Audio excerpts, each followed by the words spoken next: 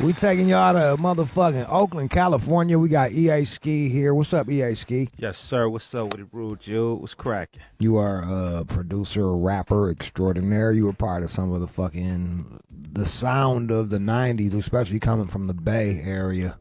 Yes, sir. I mean, yeah, man, putting in that hard work, Yeah, like you were the mob music that they spoke on. Yep. Your beats were blueprints. Man, I appreciate it, man. Just working hard, man. At the time, just trying to make sure that my soil was being represented right. You know what I mean? It was a lot of music that was going on in the East Coast and, LA, and, it was just time to try to push and compete, and found the sound and just really made sure that I mastered the sound so it could really, have depth across the country where people would feel it everywhere, not just in my soil, but everywhere. And I was able to push those boundaries with it. Is that how you approached it? Like, now paint the picture for me. Mm-hmm. So you're coming up, I'm guessing, Too Short's doing Too Short doing this thing. Mm-hmm. And who else was coming up around you? You had Too Short really opened the doors for the soil. I mean, him with his independent grind, he really showed us that, you have to believe in yourself. If you don't believe in yourself, because, we was being scrutinized over, just in the West Coast in general, as not really being lyricists and, right. Just what it is, you know what I mean? How people feel, being that it was more started on that East Coast. And New York is where all the media is. The media, it had everything. And we didn't really have that same background, So, he showed the world how to get out there, really hustle, get people to believe in the music, kissing the babies, just doing the request line, the stuff that he did showed us that if you get out there and push, you get your music recognized and you can build your fan base, because that's really what it was all about, was building a real fan base, that people that respect, because music really has always been preference. You could say this person is this person is that, but when people really follow your movement, that's what it is, and that's what we want. We want people to follow what I'm saying, what I'm talking about. I can't be Run DMC. I can't be, LL at the time. We had to be who we are. We had to find our own identity. And back then, what was the identity? The identity was just basically, doing what you did. Like, where I come from, it was all about, representing what you did. Like, I never smoked and drank, and at the time, those were some of the biggest records. So I had to find and talk about. You had to start smoking and drinking. Not me. Not me. No, I actually, I stuck to what I did. I made records that represented me and my fan base that knew me. That's where it was organic. What were you talking about then? I was just talking about, like when I was coming up, we had a lot of carjacks and stuff, and I was always a cat that carried pistols and, was just really, like serious about stuff. Like I didn't play around. So that's where the Blast If I Have To came from, because okay. I just had the mentality like, look, I'm going to speak on the things I'm going through or what's going on currently. And at the time when I made that record, I had just caught a big gun case, and that's when, Chris Mullen had a situation. They was just cracking down on entertainers, O.J. Simpson, just every day was just cracking down on entertainers. They're like, now y'all think y'all above the law, So, we're just speaking on real stuff, man. You did a lot of work with Spice One. Some of my favorite stuff you did with Spice One. How did you end up hooking up with Spice One? Man, the Spice One thing came from the fact I was shopping a demo to an independent company called Triad Records. And as I was shopping the demo, Spice was actually blowing up in the streets with the homie Ant Banks. Ant Banks had a extreme lockdown on the Bay Area, and he had a great EP. And they was trying to do, they just did a deal with Jive, and they heard my demo, and they're like, man, this is incredible. And they contacted me to try to, do some stuff for Spice based off the demo that I had gave them. Let's talk about one of my favorite songs off of 187 he wrote. Actually, two of my favorite songs you did. You did dumping them in ditches, and you did Running Out the Crack House. Let's talk about that Running Out the Crack House. Man, we had just done, a lot of, other records that had got big from the first album, and then we went into the theme song for this album, which was the lead single for the soundtrack, Trigger Got No Heart. And as we was working on, the album, we was just trying to talk about topics that was really going on in the inner city. And, it was a lot of crack houses. There was a lot of stuff going on. And we just wanted to touch so people just paint a visual, a audio soundtrack. You know, saying without the visual, so you could if you close your eyes, you could just visualize what was going on. And so, you know, me and Spice, we sat down and just, you know, really created that picture, you know, from the music to the lyrics. How's that go when you, like, back in the day, you're in the studio with the guy? Is that how it is? Always. We was always in the studio together. So you're in the studio together. You're fucking with loops and samples and just in the studio working with, like, a lot of times when Spice came, I would have like ideas because I always try to make music based upon his vocal delivery. Like, you know, sometimes, you know, less is more sometimes, and sometimes, you know, so I always believe like different artists have a different cadence to their voice. So I always try to pick the tracks that would really just make his vocals just pop out. You know? Did like the forced stutter that was that was very uniquely his. Did you think about that in your production? When he did it, it just sounded dope. It was just dope, and it was like, let's incorporate it. Let's do it. Even with the little reggae stuff, you know, that he did. You know, we incorporated what was him. That was him. Let's jump off into it, and then we'll play. Speaking of the reggae, we'll play East Bay Gangster as well. Yes, sir. We got EA Ski, legendary producer, straight out of Oakland, California. Call up, represent Bay Area. Where the fuck you at? 888-742-3345. This is the All Out Show on Shade 45. Where'd that guitar come from? Man, you know, actually, my partner at the time, CMT, was playing a lot of the guitar stuff. You know what I'm saying? Yeah. So, yeah. That sounded awesome, man. Dope. That shit, that's one of my all-time favorites right there. Man. Yeah.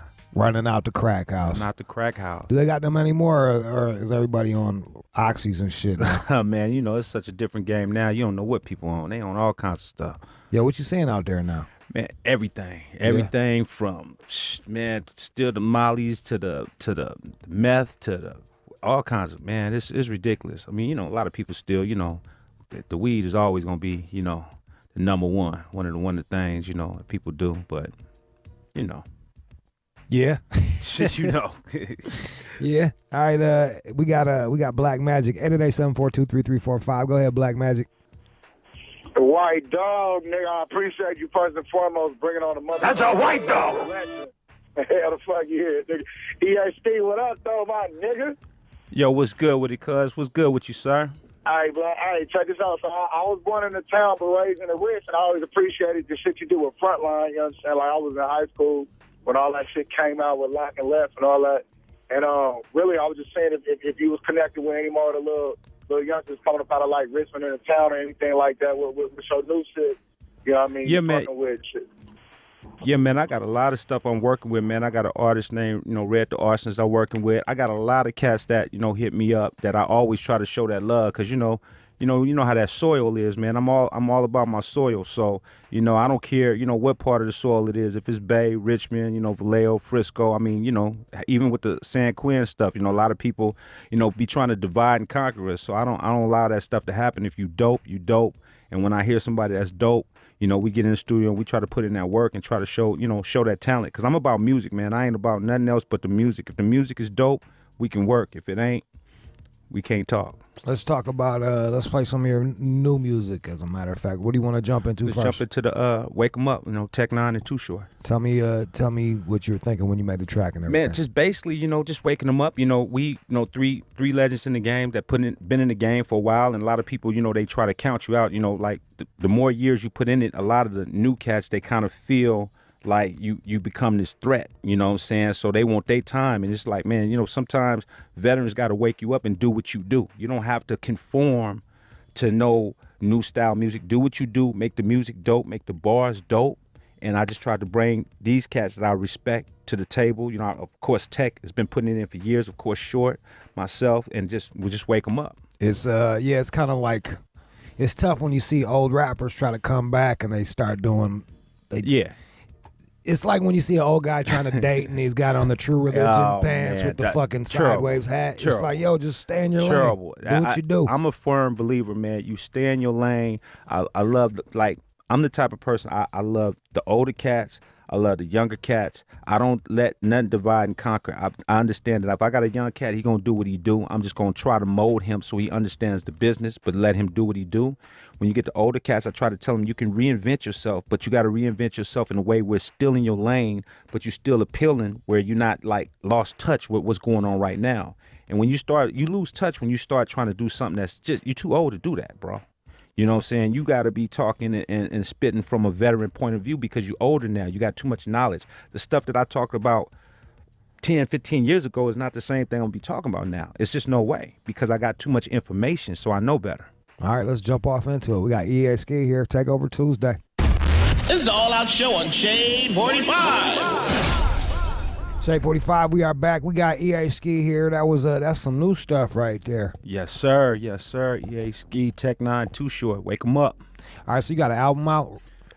Actually, I'm working on the EP right now. That's what it is? Yeah, working on the EP. It's like 9 songs. You fucking... That's enough, bro. That's enough. It is enough. You know, it's crazy, man, because a lot of people know my work, but they don't understand. I got a lot of singles out. I've never really dropped an album. So my body of work is crazy far as stuff I do for other people, and I get featured on so much stuff. So I'm always working on other people's stuff, and it's just got to the point where people's like, man, you got to drop your own record. You got to drop it. You got to drop it. So I just took this year to just say, man, you know what? I'm gonna get busy. Now you were down here for the premiere of Straight Outta Compton, right? Yes, sir. Yes, sir. What was your relationship like with NWA? Man, all of them are my best friends. You know what I'm saying? I mean, you know, me and Dre, we did records together back in 95, 96. We did. I wrote a song for him called Dr. Dre and Mr. Ski. That was actually a big record in the streets. You know, it didn't get cleared at the time because he was working on a lot of stuff, and Jimmy and them, they was putting stuff together, but it was a big record. So me and Dre, we've always had a great relationship. I mean, as far as studio wise, man, we get down and we work. Ren, that's the homie. That's always been the close homie. Let's go back to the Dre thing. What was that like? What is it like working with Dre? What'd you pick up from him in his production techniques? And what's crazy is Dre is very humble, man. Like it's really interesting, man. He's a real music guy, and he actually will pull from what you're doing, and then he'll throw his 2 cents in. You know what I mean? But you learn a lot, man. Like working with him is it's just being able to really dial in on certain key things that really makes the record, become one. You know what I'm saying? The progressions, the, dropping certain things in. I remember he had a line. He was like, man, if we put this, I forgot what part it was. It was like a little sound in there that kind of brought that little part where you say something. It just brought the record out. It's just little nuanced stuff that people don't understand. Making a beat and producing is totally 2 different things. And he brings those essence out of a record. He knows and hears where it's like, maybe we should use the bass here. Or so you're saying making a beat is you send me a beat, I do something on top of it. It's a song, but producing, you're actually sitting in there, you're arranging, composing, arranging, changing, saying, you know what, maybe this verse should be here. No, take that over. Producing the vocals, really just getting into the track and making it become that visual, that audio soundtrack. I never heard the Dr. Dre and Mr. Ski song before. Never. No, Wow. it didn't reach. It didn't reach me in Michigan. It was pretty big on the streets out here. Is this it? Hold on a second. Hold on. Let me see. It's I pulled it up on YouTube. So it's this cool. might be. This might not even be it. I'm not sure, but I'm kind of curious to hear it. Yeah. This is the All Out Show on Shade 45. That song kind of reminds me of some of his future stuff too. Like what's the difference? What's the difference between? And maybe even says what did she say? Guilty Conscience was. Yeah, that was interesting. Yeah, I mean, like I said, I did that. I did that back in 96. Yeah, and it was right after when he said he'd been there, done that, and I was like, well, look, man, I'll be your bad side. I'll be the bad person, you be the good person, like Dr. Jekyll and Mr. Hyde. So that was the concept, and then of course they, him and M did the Guilty Conscience. Which is different enough to be like, okay, they put their own. They put their own twist to it, which is dope. I mean, I love that Guilty Conscience. I mean, that was I think that was just phenomenal. Yeah, that was one of my favorites. Yeah, that shit. It was dope, man. And even the video was just cold. That must be crazy, just being part of these collaborative processes with fucking everybody over here on the West Coast, huh? I mean, man, it's dope, man, because it's just a respect factor, man, that, we all have respect for the talent. I think it really always came down to just if you're talented and you're working hard to make great music, You know, it's not just that friction. It's all about great music, and I think that's what great artists and producers do. You get together and you collaborate and make great records, not just to make them just for name value, but make something that could be epic. Now you got a bunch of Cube on your new stuff as well. Yes, sir. What was that like watching that beef back in the day? I'm asking, I don't want to beat a dead horse here, but since that Straight Outta Compton's coming back out, they're focusing a bit on that. What was that like being cool with them cats and then just kind of watching it? Weird, weird because when you homies with cats and something's going on, you just feel awkward. It's just awkward. But you had to been like that was probably one of the best diss records ever. Great, you know what I mean? One of the greatest of all times. Period. What was you doing? Was you laughing? Was you shaking your head? What was you doing? I shook my head. I was like, wow, this is crazy. Like I was like, Cube. Like let's just be real, man. Cube is an explosive, dangerous MC. Even to this day. Like people don't really know how explosive Cube is because they see a lot of the the movies and all of that. But Cube is a dangerous MC, and I really tell people, man, if he really just focused on what he do away from the movies and stuff like that, and really his intellect and the stuff he knows and how he puts his words together is unlike anybody I know. I mean, he's a dangerous MC, man. Really. Yeah, he proved it. Yeah. He's a dangerous MC, but so is Ren. Ren is dope too. I'm working on some Ren stuff. He got this record we got called Rebel Music and Burn Radio Burn. So it's just one of them things, man. At the time, I think Cube had the momentum going, and when he came, it was just like it almost felt like it was just one against four. So it was just that momentum. But the record was phenomenal. It was just a phenomenal record. What's Ren like to work with? Because in the movie, he's kind of really isn't featured at all. He's almost a placeholder. And I don't think that's his real personality. But Ren, Ren is low key. Ren is the type of person he gets it in. He goes hard on what he believes in, but he believe in things organically being what it's supposed to be. You know what I mean? And that's what makes who Ren is. You know what I mean? Just everybody has different personality. I think that's what made NWA so dope to me. Is that you had Dre with his creativity, you had Q with his thing, you had Ren with his thing, you had Easy with his, like everybody had their own niche. And I think when you do any groups and anything, if everybody has the same niche, it could never be what it be.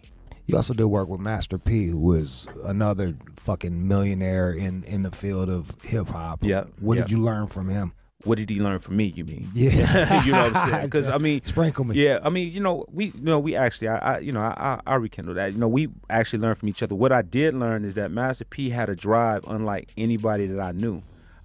He would work relentlessly. He was the type of person that would drive to L.A. We'd drive to L.A. the same day and back just to press up vinyl. And I'm like, dude, let's just send it to him. Like, no, we got to get done now.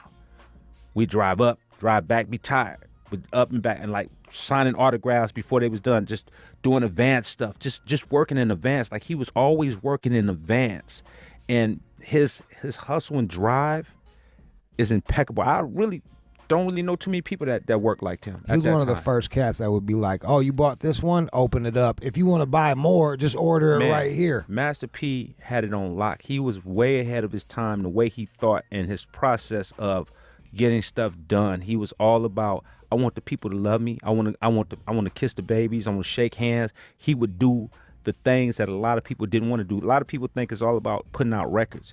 You have to touch the people. Master P was touching the people. He was doing in stores. He would shake. He would be there, take photos. He would just do the things. Is that a Bay Area grind? Is that because you guys are so entrepreneurial up there? That's a Bay Area by thing. Far. And he was able to play. He applied it in the South. He came in there. He came from that marketplace. That's his whole South thing is based upon coming from where we are.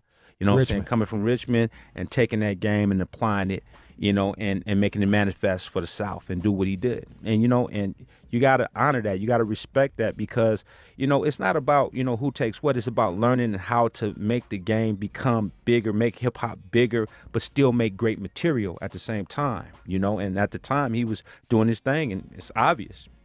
Even in the Bout It album, he shouts out every fucking podunk town at the end of that shit, and my town being one of them, and it meant a lot hearing that. You know what I mean? He was doing that. He was ahead of his time. He would do stuff, and you'd be like, man, I want to talk about them. I want to talk about them because I don't want. He didn't never want to feel like somebody was being left out, and he was doing that before anybody thought about doing those type of things. To this day, that's just where his mind was at. Let's play another one of your new songs. What do you want to play next? We got EA Ski here. Just man, I mean, if we got time, man, let's go into this one with me and my artist Red the Artist and something light.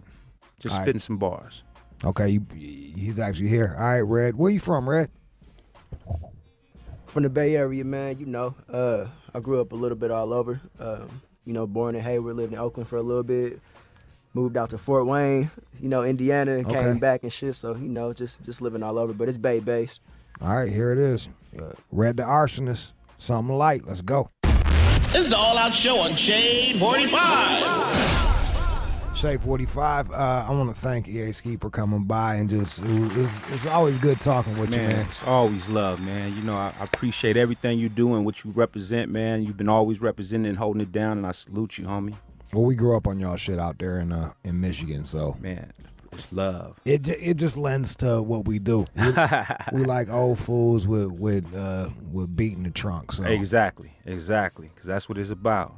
Well, we're gonna play that East Bay Gangster. I said I was gonna play it, so here it is. Let's get it. Hey, where can people follow you and all that? Man, they can follow me on Instagram, EA Ski _ so EASKI _. Don't you hate it when people take your name, dog? Man, it's the worst. It's like you work so hard to make your name. And I gotta put an underscore, or put a 1 or a 22. And I saw the guy that took your name just has a fucking gray box as his goddamn avatar. It's just horrible, man. Let's go to Charles in Berkeley. And go ahead, Charles. Charles. Hey, Ski, man.